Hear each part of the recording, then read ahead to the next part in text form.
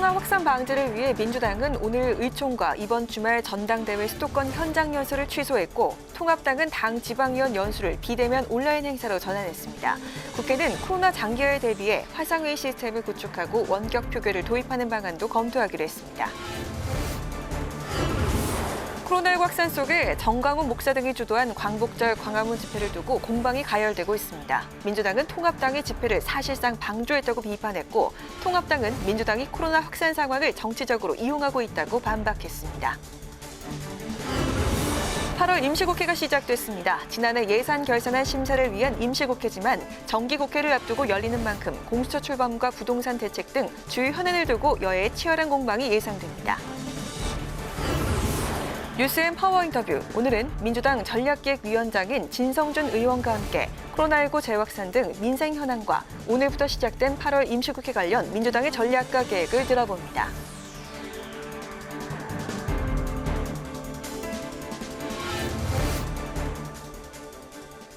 안녕하십니까. 8월 18일 의정종합뉴스 뉴스엔 시작하겠습니다.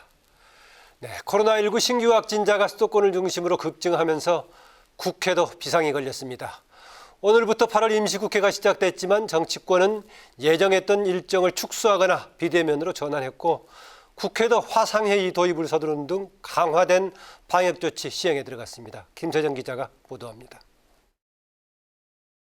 하루 신규 확진자 수가 5일 연속 세 자릿수를 기록하는 등 코로나19가 재확산 국면을 보이자 정치권도 긴급 대응에 나섰습니다. 민주당은 8월 임시국회 개원에 맞춰 진행하려던 의원총회를 연기하고 온라인 메신저를 통한 의견 개진으로 대체했습니다. 원내대책회의 언론 취재도 소수 인원만 참석하도록 했고 참석자들도 마스크를 쓴 채 한 자리씩 떨어져 앉는 거리 두기를 실천했습니다. 권고나 자제 요청만으로 사태를 진정시킬 수 없다는 판단이 서면 신속하게 최고 단계의 추가 대응 조치를 취하겠습니다. 민주당도 정부와 함께 엄중하게 대응 시스템 강화 방안을 모색하겠습니다. 오는 29일 민주당 새 지도부를 뽑는 전당대회에도 비상이 걸렸습니다. 당초 잠실 올림픽 체조 경기장에서 1000여 명이 모인 가운데 치러질 예정이었지만 전면 비대면 개최도 검토하고 있습니다. 통합당은 당장 오늘 예정됐던 김종인 비상대책위원장의 대구 방문 일정을 축소 조정했습니다.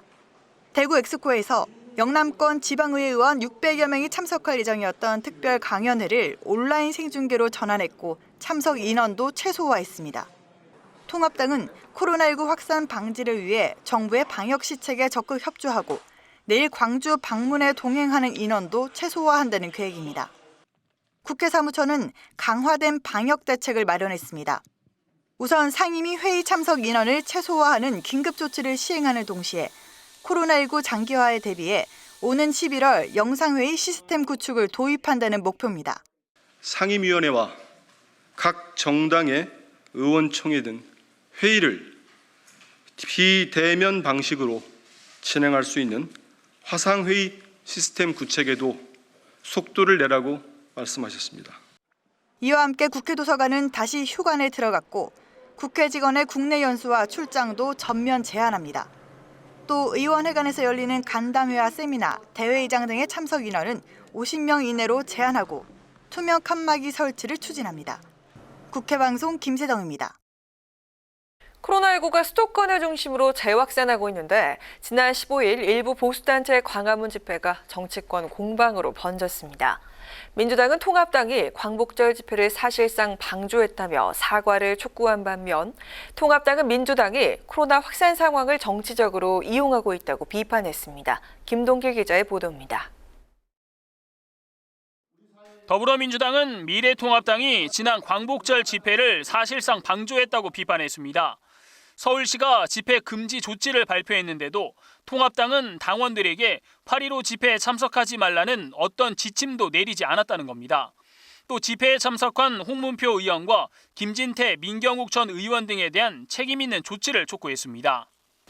미래통합당은 정광훈 목사에 대한 입장을 분명히 밝히고 정광훈 목사를 비호한 당내 인사에 대해 엄중한 책임을 물어야 합니다. 통합당은 민주당이 통합당과 정광훈 목사를 연관짓는 것을 놓고 강하게 반박했습니다. 김종인 비상대책위원장은 민주당이 정치적으로 유리하게 이용하려고 쓸데없는 소리를 하고 있다며 유치한 정치를 그만두라고 목소리를 높였습니다.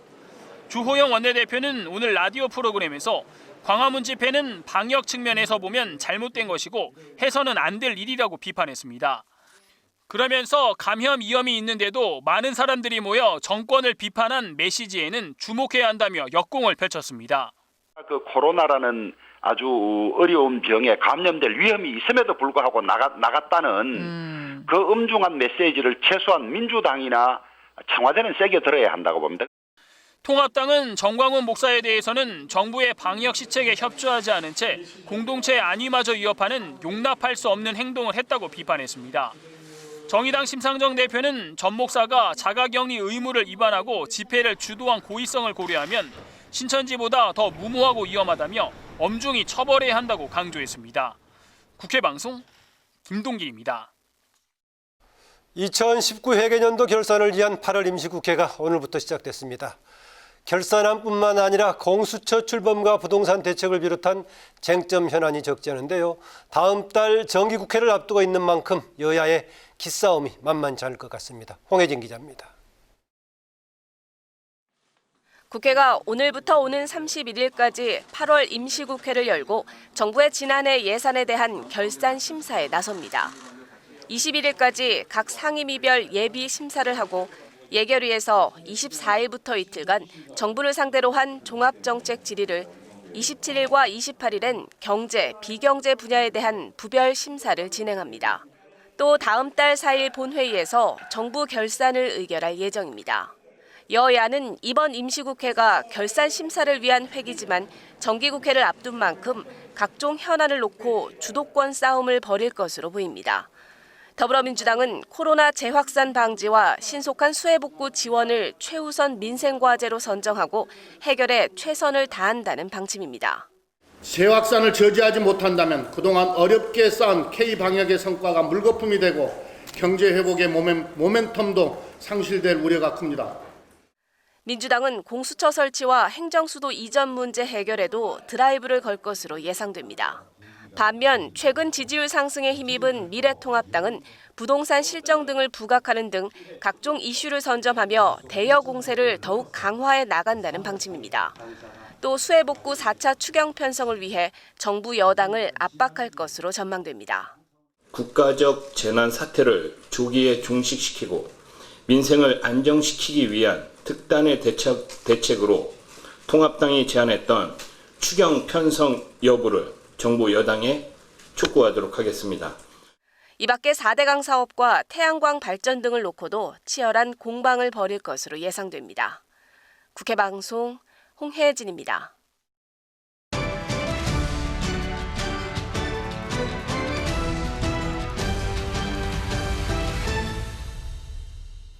네, 이슈 분석 한도영 기자입니다. 어서 오십시오. 어서 오세요.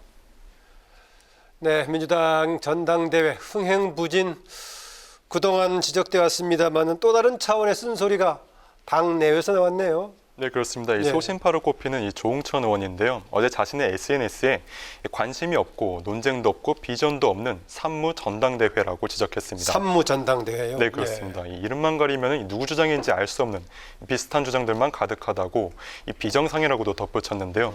사실 지금까지 이 민주당의 전당대회 내용에 대해서 비판이 없던 건 아닙니다. 이 진중권 전 동양대 교수는 앞서 이 지도자 팬덤이 정당을 좌지우지하는 상황에서 이 의원들이 영업을 하는 게 이득이라고 판단한다고 이렇게 비판하기도 했었죠. 근데 이번에는 이 비판의 진원지가 이 당내 인사이다 보니까 이 여파 자체가 좀 다릅니다. 이 반박하는 목소리가 당장 당내에서 터져나오고 있습니다. 네, 그럼 어떤 반응들이 나오고 있나요? 네, 전당대회 출마자들 오늘 라디오에서 연이어서 이 반박 입장을 밝혔는데요. 먼저 박주민 당대표 후보는 이미 여러 차례 이 혁신 방안을 말했다고 밝혔고요. 그리고 이 김종민 최고위원 후보는 코로나19 그리고 이 수해 같은 상황들 때문에 논쟁을 할 만한 상황이 아니었다고 반박했습니다. 네, 관련 발언 직접 들어보시겠습니다. 저는 제가 계속 당을 어떻게 혁신하겠다는 내용을 말씀드리면서 다니고 있었거든요. 네. 좀 아쉽긴 하지만 그런 부분에 대해서는 제가 더 노력을 하겠다 이렇게 말씀드리겠습니다. 이슈나 쟁점은 이제 논쟁을 하고 서로 만나야 되는 건데 네. 만나지를 못하고 있는 상황 아닙니까 지금. 예. 전당대회를 치르고 있는 당원들과 후보들을 놔두고 네. 그렇게 얘기하는 거는 저는 잘못된 거라고 봅니다. 그리고 신동근 최고위원 후보도 어제 SNS에 글을 올렸는데요. 이 논란의 책임감을 느낀다면서도 이 조 의원이 보수 세력 프레임을 사용했다. 이 조 의원의 비판에 동의할 수 없다고 밝혔습니다. 네, 이런 와중에서 최근에 나오고 있는 친일파 관련 문제죠. 파묘 관련 얘기라든가 8.15 경축사, 광복회장의 경축사 문제를 둘러싸고 당대표 후보자 간에 조금 뭔가 온도차라든가 견해차가 보입니다. 네, 그렇습니다. 이 파묘법과 그리고 광복절 경축사에 대해서인데요. 네, 그리고 이낙연 그리고 김부겸 두 당권 주자 모처럼 대비되는 입장을 보였습니다. 이낙연 후보는 이 파묘법 관련 법안에 대해서는 원칙적으로 동의한다는 입장을 밝혔고요. 광복절 경축사도 그 정도는 말할 수 있고 이걸 두고 편가르기라고 비판하는 게 오히려 상황을 과장하는 거라고 말했습니다. 그동안은 이낙연 후보가 쭉 신중한 입장으로 일관을 했었는데 이번 사안을 두고 신중한 입장을 보인 거는 오히려 김부겸 후보 측입니다. 이 김 후보는 이 파묘법은 너무 이르다고 분명하게 선을 그었고요. 네. 또 광복절 경축사에 대해서도 이 국민 통합이라는 관점을 고려했으면 좋았겠다. 좀 보다 비판적인 입장을 드러냈습니다. 그동안 두 후보는 이 정광훈 목사 비판, 또 당정 지지율 하락 대책, 부동산 같은 여러 이슈에서 거의 판박이 같은 입장을 내놨었는데요. 네. 이제 전당대회 열흘가량 남긴 상태에서 다른 목소리가 나올지 좀 지켜봐야 될 것 같습니다. 네, 전당대회 막바지를 향해 가고 있는데 일부에서는 후보들이 쇄신론으로 나아가는 것 아니냐 이런 전망도 나온다고요? 네, 그렇습니다. 이 당지율 하락세가 좀 이제 분명해지는 상황에서 이 쇄신론으로 차별을 좀 꾀하는 후보들이 나오지 않을까 그런 예상이 있는 건데요. 예. 하지만 이 쇄신론이 전면적으로 부상할 거라는 거에 대해서는 아직 좀 부정적인 전망이 많습니다. 그 이유는 결국 이 전당대회 결과를 좌우하는 이 표심 때문입니다. 이 민주당의 당원 구조는 어디까지나 친문 성향이 좀 뚜렷한데요. 이런 상황에서 쇄신을 말한다는 것은 일정 부분 위험을 감수하는 것과 같다는 분석입니다. 실제로 가장 유력한 당대표 후보인 이낙연, 김부겸 후보 모두 쇄신론엔 거리를 두고 있고요. 비교적 분명하게 입장을 밝히는 건 양향자 의원 정도입니다. 최고위원 5명 중 1명을 여성으로 보장한다는 당규에 따라서 지금 양향자 의원은 당선 확정된 상태인데요. 이런 배경 때문일지 양 의원의 이 내부 점검에는 거침이 없습니다. 위기 상황에서 다른 목소리가 들리지 않는다고 우리 스스로 오류 가능성을 비판할 이 레드팀이 필요하다고 밝혔습니다. 이 레드팀은 의무적으로 반대 목소리를 내는 이 가상의 적군을 의미하는데요. 그러니까 후보들이 이 친문 줄맞추기에 너무 열중하고 있는 거 아니냐, 좀 애둘러서 하는 비판으로도 읽을 수 있겠습니다. 예, 당 이제 전당대회 결과를 좌우하는 당내 표심과 일반 민심과의 이제 괴리가 좀 없어질 것인데요. 나중에 어떻게 될 것인지 좀 지켜보겠습니다. 이슈 분석 한대영 기자 수고했습니다. 고맙습니다. 네, 고 최숙현 선수 사망 사건과 같은 체육계 인권 문제 개선을 위해서 엘리트 체육에서 이제 생활체육 중심으로 바뀌어야 한다는 주장이 제기됐습니다. 또 국가대표 선수촌의 폐쇄적인 운영을 막기 위해서 출퇴근제를 도입하기로 했습니다. 김영 기자가 보도합니다. 국회에서 열린 한국 스포츠의 패러다임 전환 토론회에서 모두가 즐기는 스포츠로 패러다임을 전환해야 한다는 주장이 나왔습니다. 국위 선양을 위한 스포츠가 아니라 모두를 위한 스포츠로 바뀌고, 그리고 스포츠 선수들의 인권이 존중되지 않으면 그렇게 해서 따는 금메달은 의미가 없다라는 생각을 다시 한번 하게 된 사건이 아니었습니까? 생활체육을 확대하고 그 속에서 전문 체육인을 발굴하고 육성하는 선순환 구조를 만들어야 한다는 겁니다. 중학교 체육 수업이 주당 4시간으로 양적 확대가 이루어졌지만 다양한 체육 콘텐츠나 운동시설, 전문 체육 교사 등의 지원이 부족하다는 문제점도 나옵니다. 공부하는 학생 선수 인권 감수성 향상, 또 가장 중요한 민주성과 개방성을 확대하는 문제, 또 선수 등록 시스템을 지금 엘리트들만 하고 있는데 스포츠 클럽까지 좀 확대하는 문제도 고민을 해주셨으면 좋겠고요. 생활체육 저변 확대를 위해 국가대표 선수촌을 일반인이나 우수 선수들에게 개방하는 방안도 제시됐습니다. 국가대표 선수들의 연중 상시 합숙 훈련 시스템을 바꾸는 겁니다. 대한체육회는 단기 집중 훈련에 대해서 심도 있게 논의하고 있습니다. 즉 국제대회 규모나 성격에 따라서 일시적으로 입촌해서 훈련하는 방식입니다. 대한체육회는 또 선수촌 폐쇄성 문제를 개선하기 위해 내년부터 국가대표 선수와 지도자 출퇴근 제도를 도입할 계획이라고 밝혔습니다. 나아가 진천 선수촌이 개방되면 국민 누구나 와서 스포츠를 체험하고 즐길 수 있도록 스포츠 테마타운을 조성해야 한다는 의견도 나왔습니다. 타당성 조사를 한 현대경제연구원은 9년 동안 스포츠 융복합 파크와 꿈나무 스포츠 캠프를 포함해 4단계 사업으로 나눠 총 3천억 원의 예산이 필요하다고 추정했습니다. 국회 방송 김혜연입니다. 4차 산업혁명과 인구절벽, 우리 사회 어느 분야도 피해갈 수 없는 큰 흐름인데 군의 인적 구성에도 큰 영향을 줄 것이란 전망이 나왔습니다. 오늘 국회 토론회에서는 미래 병역 환경에 대응해 인력 수급 방안과 우리 군의 정예화 방안이 논의됐는데요. 임채원 기자가 취재했습니다. 빅데이터와 인공지능 같은 4차 산업기술을 활용한 무기체계의 첨단화는 군사특기 분류에도 변화를 줄 것으로 전망됩니다. 이에 따라 첨단 과학기술을 중심으로 작지만 강한 군대를 양성해야 한다고 전문가들은 강조합니다.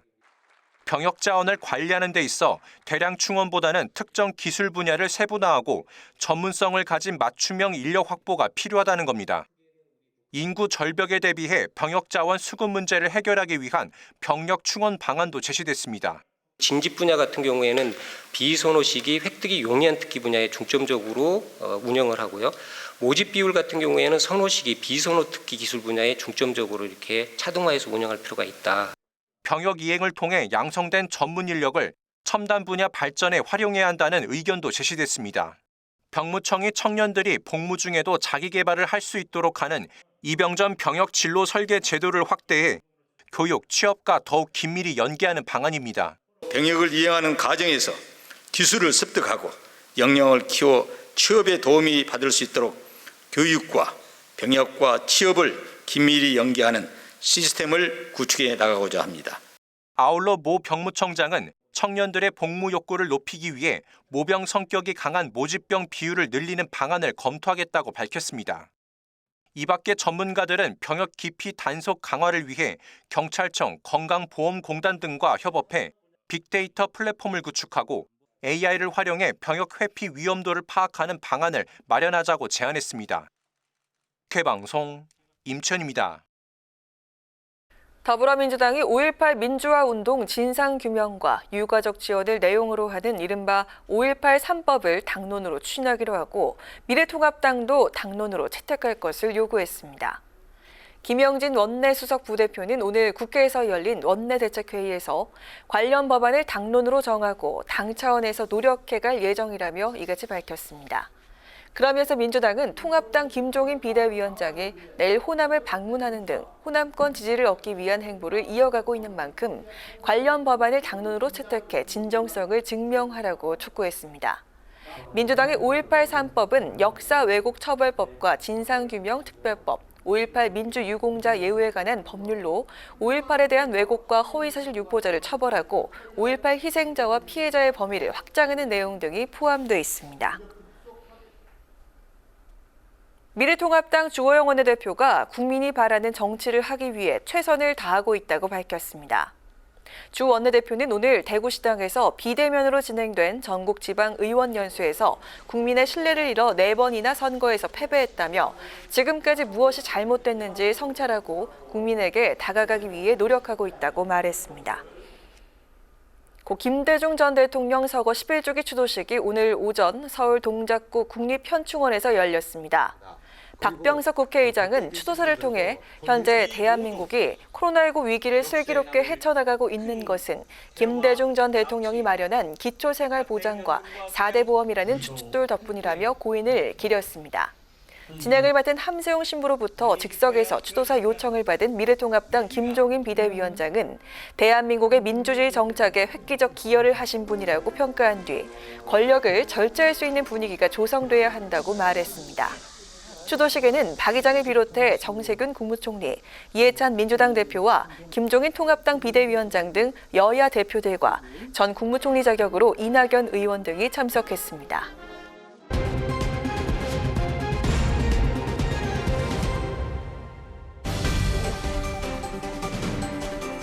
사람들의 시선을 끈 오늘의 정치 뉴스 강한학의 정치톡 시간입니다.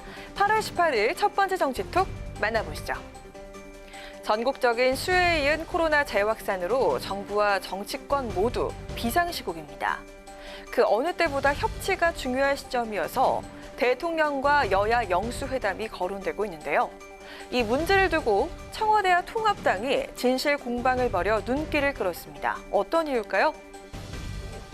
이번 8월에 당대표를 초청해 국정 전반에 대해 의제에 구애받지 않고 허심탄회하게 논의하는 자리를 마련하고자 했습니다. 그러나 미래통합당은 어제 21일로 제안했던 일정이 불가함을 밝혀왔습니다. 대통령이 공식적으로 만나자고 하면 절차와 방식들이 있을 텐데 그냥 지나가는 말로 한번 만나는 게 안 좋겠냐 이런 정도로 이야기했다고 들었어요. 아하. 대화하려고 모양새를 갖추었다는 알리바이용이 아닌가. 어제 청와대에서 기자 브리핑을 가진 최재성 정무수석은 오는 21일 청와대가 문재인 대통령과 여야 대표 회동을 추진했지만 통합당이 거절했다고 밝혔습니다. 최 수석은 청와대 공식 제안이었다며 그 과정도 자세히 설명했는데요. 이에 대해 통합당은 공식 제안을 받은 적이 없다며 반발했습니다. 오늘 아침 한 라디오 방송에 출연한 주호영 원내대표는 최 수석이 정식 제안이 아닌 의례적 말을 건넸을 뿐이라고 반박하며 협치 알리바이 쌓기가 아닌지 의심이 간다고 지적했습니다. 회동 제안의 형식을 놓고 청와대는 공식 제안이란 입장인 반면 통합당은 빈말이었다는 주장인데요. 양측의 진실 공방이 계속된 가운데 통합당의 수장인 김종인 비대위원장은 오늘 한 언론과의 인터뷰에서 대통령과 둘이 만나는 단독회담 등 조건이 맞으면 만날 수 있다고 밝혀 눈길을 끌었습니다. 양측의 진실 공방이 오가긴 했지만 김종인 위원장이 문 대통령과의 회동 가능성을 열어놓은 데 대해 청와대는 오늘 긍정적으로 평가하며 다시 관련 협의에 착수하겠다는 방침을 밝혔습니다. 국가적 위기가 어느 때보다 엄중한 만큼 영수회담이 속도감 있게 진행되길 바랍니다. 이어서 오늘의 두 번째 정치톡입니다. 통합당이 총선 참패로 벼랑 끝에 내몰린 상황에서 구원투수로 나섰던 김종인 비대위원장. 다음 달 3일이면 취임 100일을 맞게 되는데요. 중도층 외연 확대에 나서면서 최근 민주당의 지지율을 앞서기 시작하자 당 일각에서는 벌써부터 김 위원장의 임기 연장을 거론하는 목소리가 나오고 있다고 합니다. 최근 통합당 정당 지지율이 민주당을 상대로 역전세를 이어나가면서 구원투수 김종인 위원장의 향후 역할에 더 관심이 모아지고 있습니다. 다음 달 취임 100일을 앞둔 김 위원장은 당내 김종인 체제 안착은 물론 통합당의 체제 개선을 주도했다는 평이 나오고 있는데요.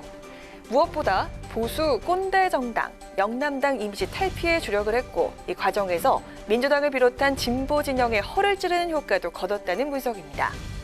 김 위원장이 기대 이상의 성과를 내면서 최근 당 일각에선 내년 4월 7일까지인 김 위원장의 임기를 연장해야 한다는 목소리까지 나오고 있습니다. 중도층을 겨냥한 김 위원장의 개혁이 효과를 내고 있는 만큼 더 안정적인 권한을 줘서 외연 확장에 드라이브를 걸게 만들자는 건데요. 당내 상당수 초재선 의원들이 이 같은 임기 연장론에 동조하는 분위기라고 합니다.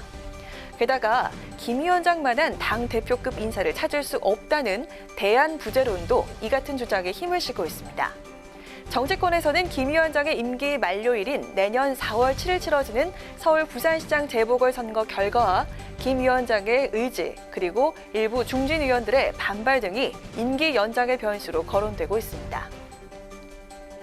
집중호우 피해 당시 여당 지도부보다 앞서서 호남 수해 현장을 찾았던 김 위원장은 내일 다시 광주를 방문해 국립 5.18 민주묘역을 참배하고 국민통합 메시지를 낼 계획이라고 합니다. 한발 앞선 실행력으로 중도층 마음을 움직이고 있는 김종인 위원장. 과연 당원들 마음도 움직여서 임기 연장론이 힘을 받게 될까요? 지금까지 강아랑의 정치톡이었습니다.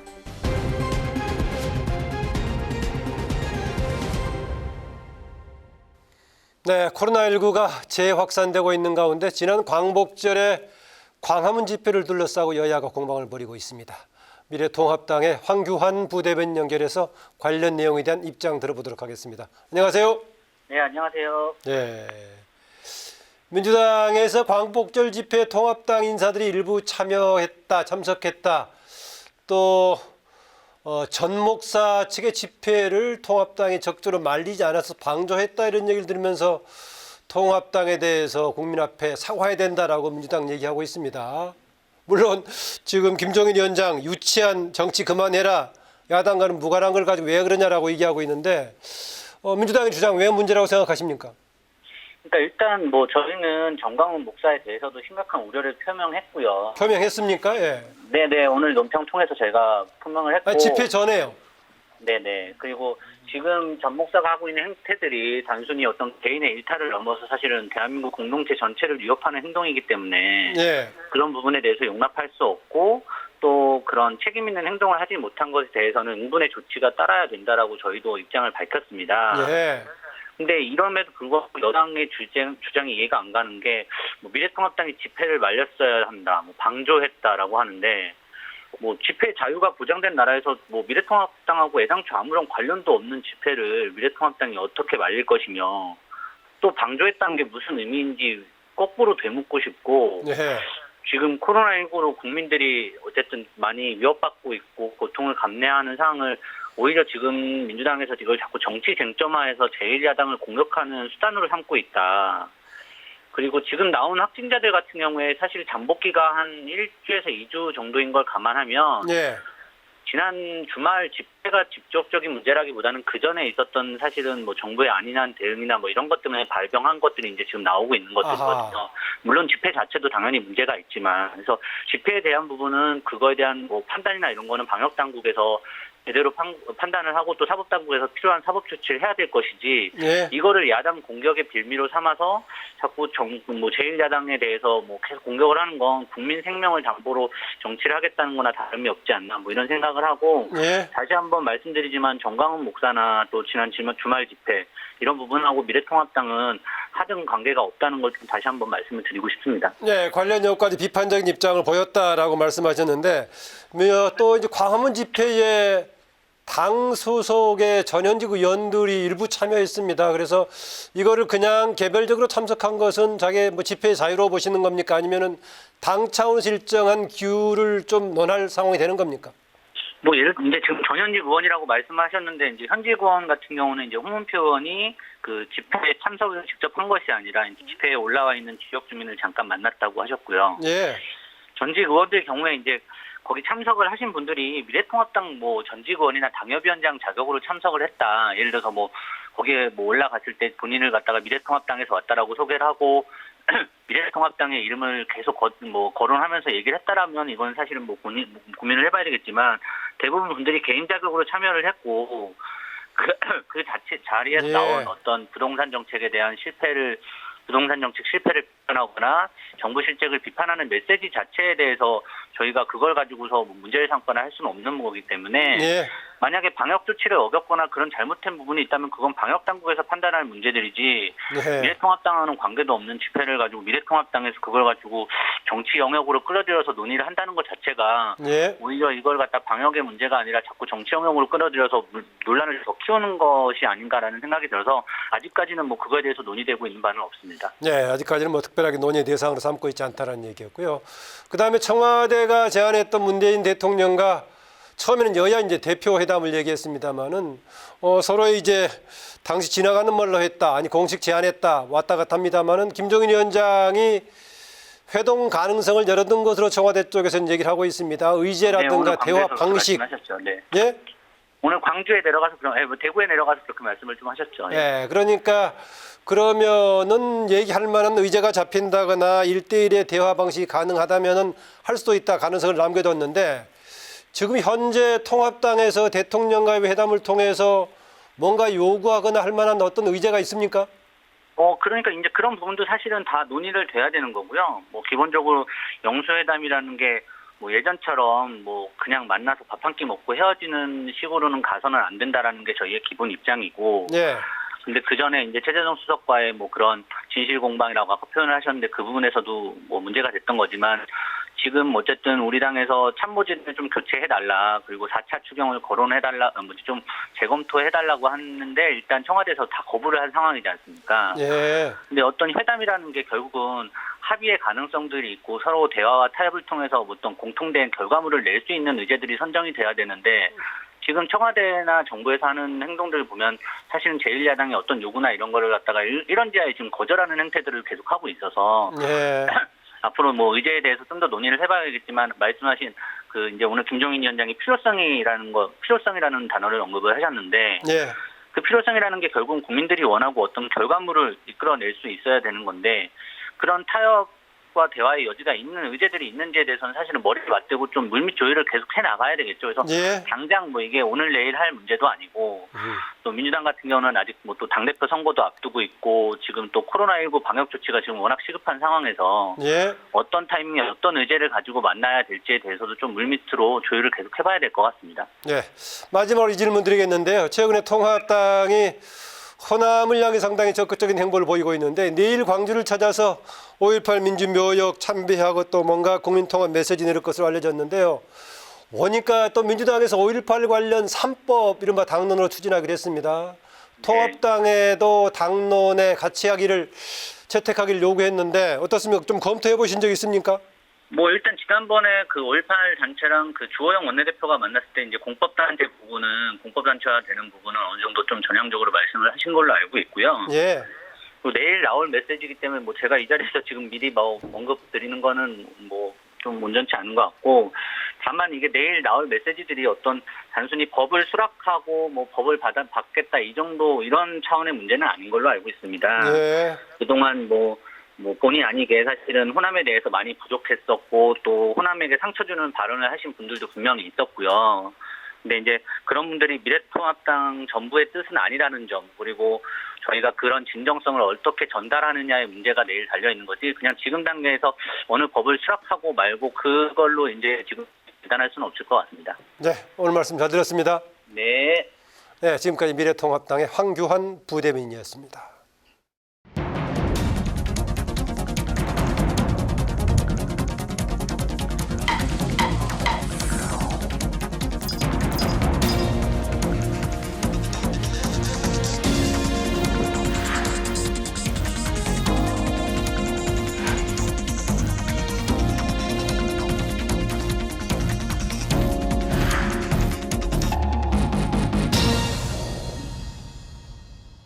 네, 이번 시간은 뉴스엔의 파워 인터뷰 코너입니다.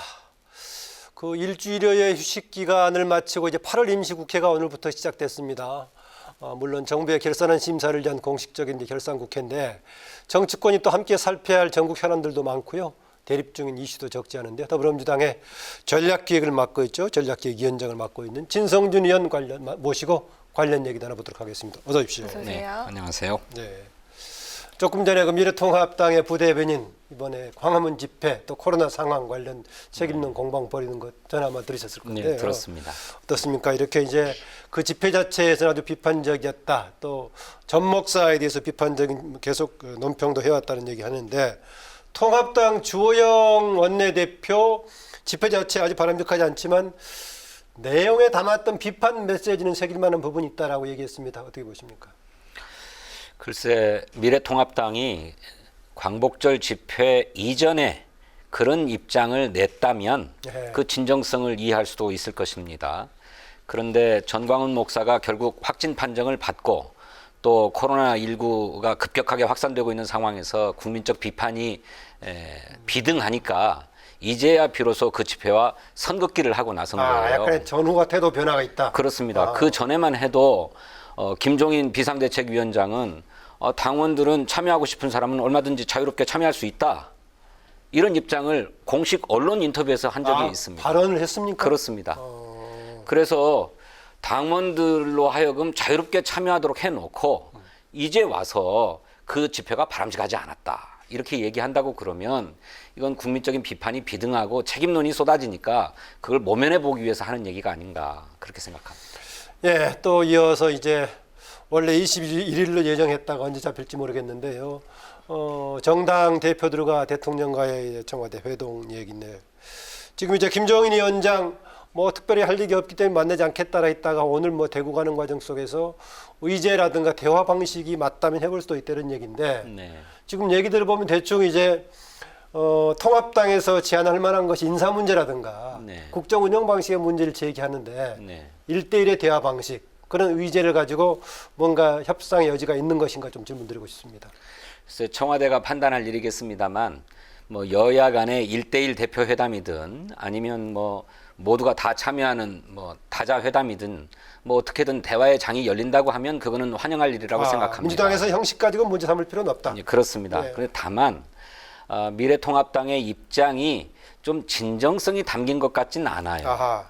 처음에는 뭐 회담의 제안의 형식과 절차가 뭐 잘못됐다, 뭐 예의가 아니다 이런 식으로 얘기했다가 이제는 단독 회담이라면 고려해 볼 수 있다. 또 미래통합당의 요구를 수용한다면 고려해 볼 수 있다. 뭐 이런 입장을 이렇게 바뀌는 거거든요. 그거는 대화 제의를 거부한 데 따른 비판 여론을 의식한 또 다른 공 넘기기다. 저는 그런 생각이 더 많이 들어요. 거대 여당 좀 아주 강자 입장에서 조금 허위적으로 해석해질 필요는 없나요? 근데 이제 그럼에도 불구하고 청와대와 회동들을 통해 가지고 전국 현안들을 함께 허심하게 논의할 수 있다면 그건 환영할 일이라고 생각합니다. 네. 그리고 또 청와대 입장에서도 여야 영수회담이라고 표현을 했든지 모르겠습니다. 여야 간의 1대1 회담, 그러니까 네. 대통령과 야당 대표 간의 1대1 회담도 논의하겠다고 하는 입장이니까 네. 저는 뭐 열릴 수 있다면 좋은 일이다 그렇게 생각합니다. 네, 이어서 8월 국회 현안들 좀 살펴보도록 하겠습니다. 통합당이 이번 8월 임시국회에서 4차 추경에 대한 논의를 진행하자는 입장을 보이고 있는데요. 당정의 입장이나 계획이 여전히 현재 예산으로도 감당할 수 있다고 보시는 건가요? 네, 당초에 저희 더불어민주당도 호우 피해가 크다면 추가 경정 예산안을 편성해서 피해 복구와 또 국민들의 피해 보상에 임해야 된다는 입장이었습니다. 당초는 그랬죠. 예. 그런데 당정 협의를 해서 정부가 비축하고 있는 예산 형편을 따져보고 또 피해 규모를 예측해 보니까 현재 가지고 있는 예산 등으로 감당이 가능한 수준이었습니다. 물론 아직 최종적인 피해 집계가 이루어진 것은 아니기 때문에 과정에서 피해 규모가 더 늘어난다면 열어놓고 추경을 편성할 수 있다는 입장입니다만 현 수준에서는 감당 가능하다고 판단하기 때문에 그렇다면 해보자라고 합의했던 겁니다. 그러니 무턱대고 추경을 편성해야 된다고 요구할 게 아니라 피해 규모가 어떻고 정부가 가지고 있는 예비비 등 예산 상황이 어떤지를 따져보고 추경은 판단하면 될 문제다. 저는 그렇게 생각합니다. 김종인 위원장은 선거 앞두고는 바로 추경하더니 선거 끝나고 나니까는 소극적이다 이런 비판을 하던데요. 아니 글쎄 선거 끝나고 나서 얼마 전에 3차 추경안을 처리했는데 네. 그때 3차 추경 처리에 협조하지 않고 퇴장해 버렸습니다. 저 미래통합당이. 그랬던 분들이 이제 와서는 4차 추경해야 된다고 얘기하는 것은 앞뒤가 다른 얘기죠. 입만 열면 재정 건전성이 제일 중요한 것처럼 얘기해 왔는데 네. 막상 호우 피해가 닥치니까 이제는 추경 편성하자라고 얘기하는 것도 앞뒤가 안 맞는 얘기라고 생각합니다. 네. 공수처 관련 문제 질문을 드리겠습니다. 이제 원래 빨리 가동이 됐으면 7월 25일부터 가동이 될 여지가 있었던 건데요.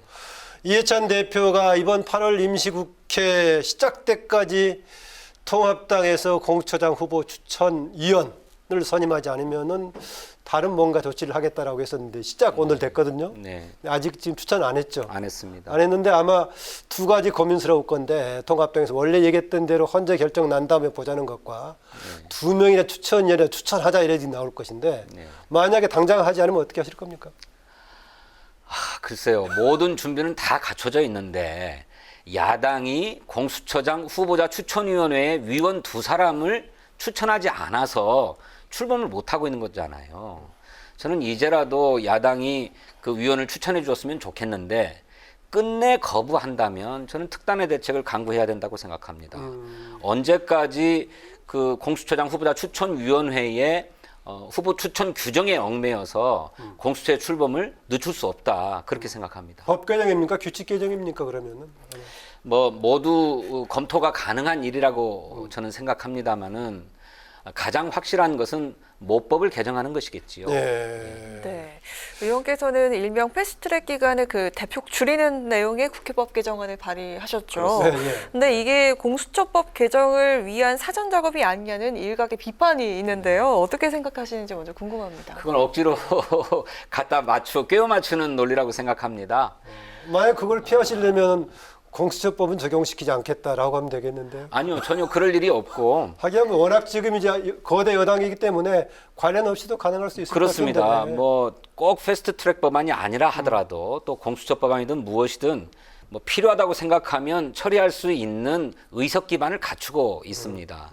그런데 제가 이제 그것과 무관하게 따져보니까 보통 우리 이 국회에서 18대 국회 통계로 제가 기억을 합니다만 법안이 처리되는 기간을 보니까 한 270일 정도 걸렸더라고요. 그리고 국회에서 가결된 법안은 그보다 더 짧아요. 한 170일 걸렸습니다. 그런데 현행 패스트 트랙에 따르면 최장 330일이 그렇죠. 걸려요. 330일이죠. 예. 그럼 이게 패스트 트랙이라고 할 수 있는가? 슬로우 트랙이다. 말 그대로 긴급하게 처리해야 될 필요가 있어서 안건 신속 처리 제도를 도입했는데 예. 그것이 일반 법안보다 훨씬 더 많은 기일이 걸린다고 하면 그건 어불성설이니까 차제에 가결 법안의 절반 정도 되는 한 75일 정도로 75일이요? 네. 상임위원회 심사 기간을 한 60일 정도 두고 또 현재 국회법 개정 논의가 있긴 합니다만 법사위에서 체계작구 심사를 한다 그러면 한 15일 정도면 충분하지 않겠나 싶어서 75일 정도 심사해서 이 다음에 열리는 첫 번째 본회의에서 처리하도록 하자. 이게 패스트트랙의 본래적 의미를 실현하기 위한 합리적인 절차가 아니겠는가 하는 생각으로 발의하게 된 것입니다. 공수처법하고는 전혀 무관한 뭐 공수처법은 아까 제가 말씀드렸다시피 뭐 그게 아니어도 현재 구조에서는 가능한데 야당의 반응 어떻습니까? 이런 그러니까 야당은 글쎄요, 이게 뭐 공수처법을 강행 처리하려고 일반적인 반응은 없습니까? 아, 예. 뭐 그것도 그렇고 뭐 여당이 막 독주하려고 하는 그 제도적인 틀을 완성하려고 하는 거다. 뭐 이런 비판이 있습니다만 입장을 한번 바꿔놓고 생각해 보면 패스트트랙이라고 하는 본래적 취지에 어긋나는 절차라고 한다면 그 기간이라고 한다면 서로 그냥 국회 의사 절차의 합리화를 위해서 단축을 합의하면 된다. 그리고 그게 75일이 너무 짧다면 조금 더 늘릴 수 있다. 심사 과정에서 그건 탄력적으로 여야가 합의함에 따라서 결정하면 되는 문제다. 이렇게 생각합니다. 적어도 현재 최장 330일은 패스트트랙이 아니고 슬로우 트랙이다. 그래서 어떻든 간에 기간은 조정이 필요하지만은 개정의 필요성은 다 있다라는 얘기 같았군요. 최근에 아마 민주당에서 지지도 관련해 상당히 민감할 건데요. 대통령 국정수행 긍정평가도 상당히 낮게 나오고 그 이전에 비해서 낮게 나오고 당도 보니까 2016년 10월 4주째 조사 이후로 처음으로 지금 통합당 계열이 역전이 된 상황입니다. 여기에다가 언론이라든가 뭐 상당수 사람들이 최근에 부동산 정책 관련해서 영향이 컸다. 물론 여러 가지가 있겠지만 했는데 진행은 조금 달리 평가하더라고요. 네, 저는 뭐 부동산 대책 또 부동산 시장 상황 이런 것이 큰 영향을 미쳤다고 하는 것을 인정합니다만 그보다 더 좀 포괄적으로는 총선 이후에 코로나19 상황도 진압되지 않고 계속되고 있고 거기에 뭐 박원순 시장 문제 같은 것도 생기고 또 부동산 시장 상황도 좋지 않고 또 거기에 폭우 피해까지 겹치고 이런 모든 일들이 다 연속적으로 발생하면서 복합적으로 누적됐다라고 보시는 그런 상황 요인이 훨씬 더 크지 않은가. 뭐 특별히 저희들이 뭐 정책적 뭐 실책을 범해서라거나 잘못을 저질러서 당 지지율이 빠졌다거나 또는 반사이익으로 또 뭐 미래통합당의 지지율이 올랐다거나 이렇게 보기보다는 상황적 요인이 조금 더 컸다고 보여집니다. 물론 그렇다고 해서 저희들이 이런 상황을 뭐 심드렁하게 보고 있는 건 아니고요. 매우 심각하게 생각하고 있고 비상한 상황이라고 생각합니다. 더구나 시기적으로 보자면은 집권 4년 차이기 때문에 상당히 뭐 뭔가 특별하게 각성하지 않으면 뭐 쉽지 않은 상황 같아 보이기도 합니다만 어떻습니까? 당내 분위기는 어떻습니까? 네, 그렇습니다. 뭐 당 모든 성원들이 뭐 위기 의식을 가지고 있고요. 저희들이 정말 잘해야 된다라고 하는 생각을 갖고 있습니다만 아까 말씀드렸던 것처럼 그렇다고 해서 우리 당과 정부가 지금 당장 해야 될 일들을 미룰 수는 없다라고 하는 입장이고 해야 될 일을 차분하게 따복따복 해가면서 국민의 신뢰를 얻도록 하는 일이 필요하고 또 그러다 보면 정책적 성과도 나타나게 될 것이므로 그때 되면 반등의 계기, 회복의 계기가 마련될 수 있다 이렇게 생각합니다. 예, 관련해 가지고 우리 진성준 그 위원장께서 상당히 확인할 수 있는 확정적인 발언 하나 하셨더라고요. 부동산 문제 8월 말 9월 초가 되면은 안정적이 될 거라는 걸 체감할 수 있을 것이다라고. 아 그런 게 아니고 곧 체감할 수 있을 것이다고 얘기하면서 8말 9초쯤 되면 집값이 떨어졌다는 보도도 나오기를 기대한다 이렇게 말씀을 드렸는데 희망이 많이 담긴 말씀이긴 합니다만 현재 정부가 한국감정원이 발표하고 있는 서울 지역 아파트 시장 상황을 보니까 7.10 부동산 대책을 발표한 이후로 주간 단위로 집값 상승률이 급격하게 떨어지고 있습니다.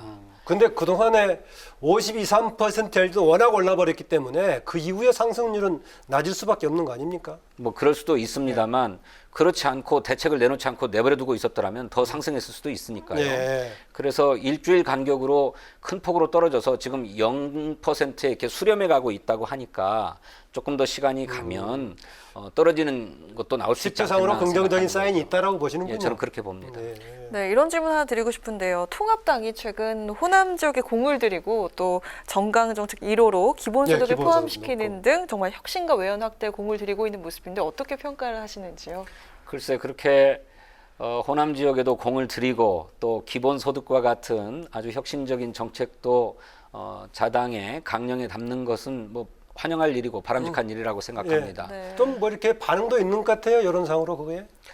글쎄요, 그런 정강 정책의 개정 때문에 아니, 같이 움직이는 전반적인 흐름이요. 뭐 그 미래통합당의 지지율이 상승한다고는 생각하지 않습니다만 우선 국민 다수는 미래통합당의 그런 움직임에 대해서 긍정적으로 평가하면서도 한편으로는 과연 실천할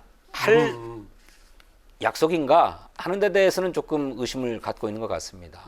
실제로 기본소득을 도입하려면 막대한 재원이 소요되는데 이 막대한 재원을 무엇으로 마련할 건가? 원론적으로 추상적인 용어로 써놓긴 했죠, 지금. 그렇죠. 아무런 대안이 없어요. 그리고 그간의 얘기를 들어보면 늘 뭐 증세를 반대하고 또 오히려 감세하자고 얘기하고 재정 건전성이 제일 중요한 가치인 것처럼 얘기해 왔기 때문에 그런 기존의 당의 입장과 또 기본소득이라고 하는 약속은 또 좀 상반되는 게 아닌가.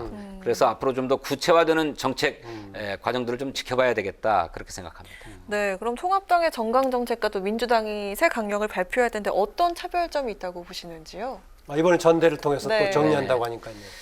저희들은 이번 전당대회를 통해서 강령에 담고자 하는 바가 한국판 뉴딜을 어떻게 추진할 거냐 하는 문제를 주로 담고 있습니다. 이미 정부가 발표했습니다만 디지털 뉴딜을 한 축으로 하고 또 그린 뉴딜을 한 축으로 하고 또 사회적 안전망을 기본으로 갖추는 것을 발표했는데 이런 것을 어떻게 정교하게 다듬어서 우리 사회의 미래를 개척해 나갈 수 있는 유력한 전략으로 만들 거냐 하는 큰 방향 속에서 담았고요. 그다음에 국가 균형 발전을 위해서 행정 수도 내지는 경제 수도, 문화 수도와 같은 우리 이 나라를 다극 체제로 발전시키기 위한 방안들도 담고자 하고 있고 또 최근에 부동산 문제가 국민적 관심사로 떠오르고 있고 또 우리 사회의 오랜 문제이기 때문에 다극 체제는 상당히 진전된 내용이네요, 보니까요. 원래도 행정 수도 하나만 이전하겠다 이런 것은 아니고요. 그때 기업도시, 혁신도시는 사실 효과가 상대적으로 좀 미미했으니까요. 오히려 조금 더 힘을 들여서 가령 뭐 서울을 경제 수도로 발전시킨다든지 뭐 광주를 문화 수도로 발전시킨다든지 하는 이렇게 좀 지역의 특성을 담은 다극 체제를 좀 고민해야 된다라고 생각하고 있고 그거를 당의 비전이자 국토균형 발전의 큰 구상으로 담고자 하고 있습니다. 그다음에 부동산 문제가 심각했기 때문에 토지의 공공성을 강화하고 또 1가구 1주택이라고 하는 큰 원칙 속에서 부동산 정책을 펴나가자고 하는 그런 원칙도 담고자 했습니다. 전대 관련 질문 드리겠습니다. 코로나19 비대면 방식에다가 다시 좀 확산되고 있었고 조금 더 이제 분위기상 어려울 건데요. 어젠가요? 보니까 조홍천 의원 거기다가 당내 여러 가지 뭐 국민 관심도 없지만 쟁점도 없고 비전도 제시하지 못하는 산무 전당대회다라고 순서로 됐던데 당내 지금 어때 분위기 끌어올릴 수 있거나 뭔가 좀 앞으로 조금 바뀔 가능성이 있습니까? 전당대 양상에? 글쎄요, 뭐 우리 조홍천 의원님은 굉장히 혹평을 하셨습니다만 이 역시 상황적 요인이 굉장히 크다고 생각합니다. 코로나19뿐만 아니라 거기에 폭우 피해가 겹치고 또 부동산 문제가 현안으로 떠오르면서 맞아요. 지역 유세 뭐 이렇게 중도에 뭐 포기하기도 하고 그랬었죠. 그래서 전당대회가 관심을 받을래야 받을 수 없는 상황이었기 때문에 후보자들도 참 맥 빠진 상황이 계속되어야만 했습니다. 저는 전당대회 준비위원회의 총괄 간사로 일하고 있는데 후보들 보기에 좀 미안해요. 전당대회가 좀 흥행 속에서 또 국민의 관심 속에서 좀 치러지도록 했으면 좋겠는데 그러지를 못해서 좀 죄송한 마음입니다. 하지만 꼼꼼히 들여다보면 당을 어떻게 이끌 것인지 또 국가적인 비전을 어떻게 세워나갈 것인지 하는 후보들마다의 처방들과 진단들이 나오고 있습니다. 네, 앞으로 의정활동 목표와 계획 짧게 한 말씀 듣겠습니다.